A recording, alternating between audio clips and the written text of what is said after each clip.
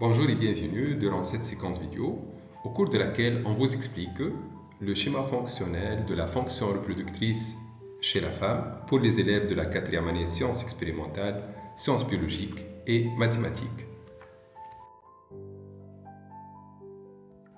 La régulation chez la femme fait intervenir l'hypothalamus, l'hypophyse antérieure, l'ovaire, et il y a l'utérus qui est contrôlé, qui renferme à la fois le myomètre, l'endomètre, muqueuse utérine, et la glaire cervicale, muqueuse du col.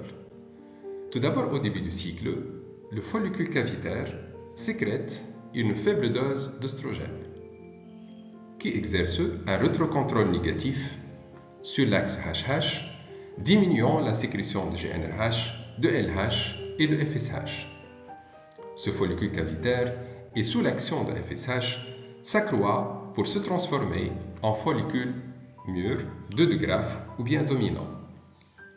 Ce dernier sécrète l'œstrogène à forte dose, qui exerce un rétrocontrôle positif, augmentant la sécrétion de GnRH, de LH et de FSH.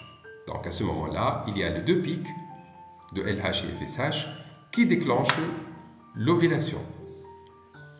Le follicule rompu se transforme en corps jeune qui sécrète la progestérone et l'œstrogène, exerçant un rétrocontrôle négatif sur l'axe HH.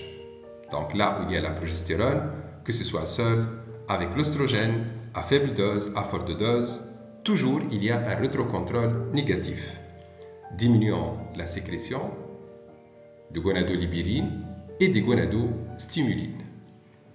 Maintenant, l'ovaire contrôle l'utérus par les hormones ovariennes. Au début du cycle, la faible dose d'œstrogène est responsable d'une glaire cervicale dense à maillage serré. Assure aussi la prolifération de l'endomètre et la régénération.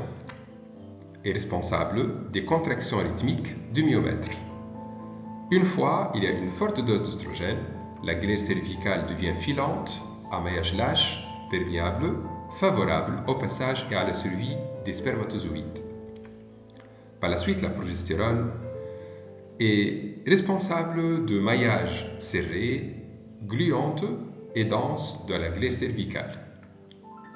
L'endomètre donc se transforme en dentelle utérine, favorable à une éventuelle nidation, et le myomètre devient silencieux.